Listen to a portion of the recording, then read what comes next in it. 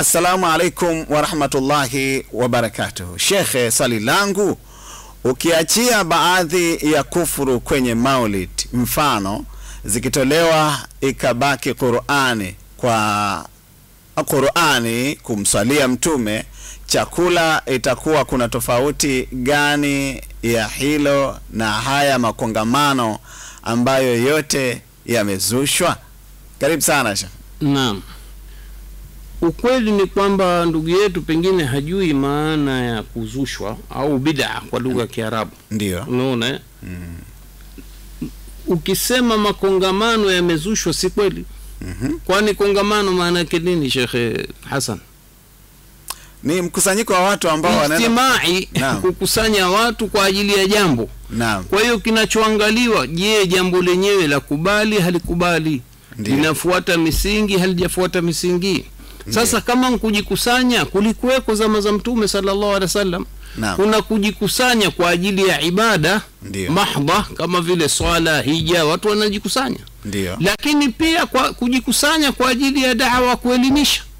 Kwa mfano misikiti watu walijikusanya. Ndio. Ni kilugha, ni ijtimaa. Ndio. Kongamano si lazima lifanyike barabarani. Unaona, kongamano linafanyika msikitini, kongamano linaweza kufanyika barabarani au kwenye viwanja vya wazi mfano wake. Sasa je, wakati wa Mtume hakuwa na makongamano? Yalikuwepo. Ndio. Yalikuwepo makongamano ambayo hivi sasa wanaita semina. Ndio. Kwa mfano Maka Mtume aliwakusanya masahaba Darul Arqum. Ndio. Katika nyumba ya mtu. Ndio. Ikawa anawakusanya kuwapa mafunzo ya dini. Naam. Kipindi kile wanafanywa dhulma na wakawa wafanya kongamano lile kisirisiri. Ndio. Kutokana na uadui. Naam. Sasa leo hakuna uoga wa kutoa kongamano hadharani. Kwa hiyo watu wanaweza kufanya hadharani.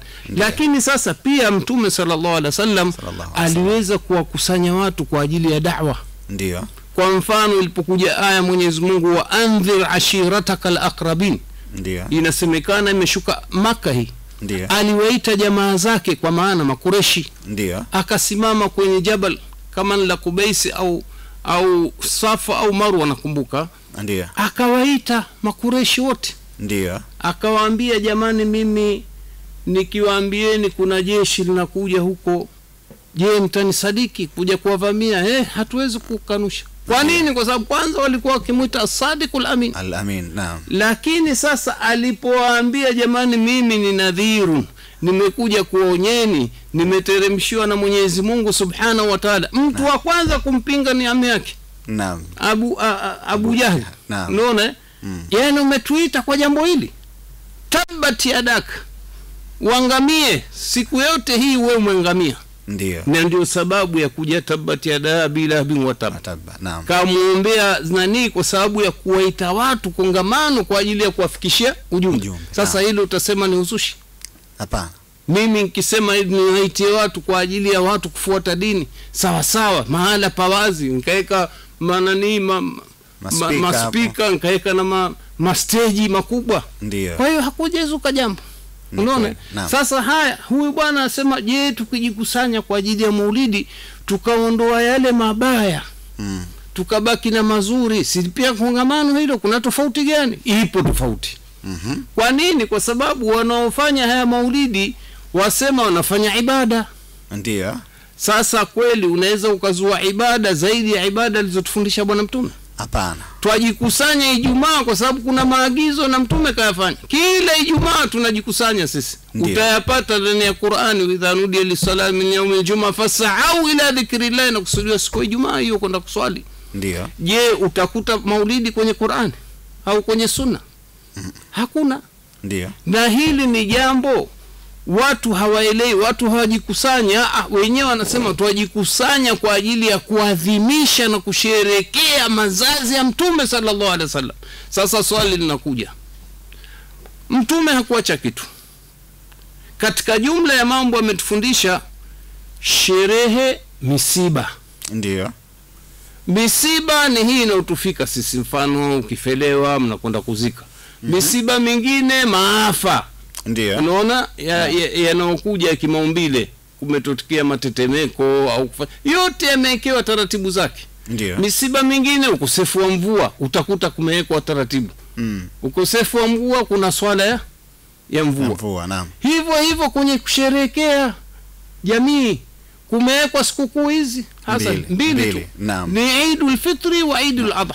Ndio maana ukisoma vitabu vya fiqh katika sherehe zinazozungumzwa na wanachuoni ni sherehe mbili tu. Ndio. Sherehe ya Eidul Fitri na Eidul Adha ambayo inatukabilia hivi sasa. Je, utakuta vitabu vinazungumzia vya fiqh katika jumla ya sherehe zilizokuwa zimethibiti katika Uislamu ni sherehe ya kuzaliwa mtume?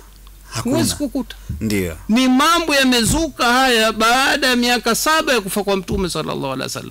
Hayawezi kuwa ni dini wala ibada kwa sababu hayakufanywa na wema waliotangulia.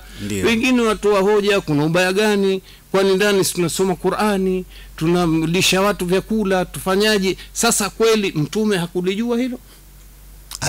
Alijua. Haya, tujalie mtume mwenyewe hawezi kujisherekea. Waliokuja baada ya hapo masahaba hawakuona hiyo ibada hii au sherehe hizo muhimu wake? Iwe sisi leo ndo twajua eti umuhimu wa kusherehekea na bado tukaongeza na sikukuu nyingine ya 3 hivi sasa ya 4. Sherehe ya mwaka mpya wa Kiislamu.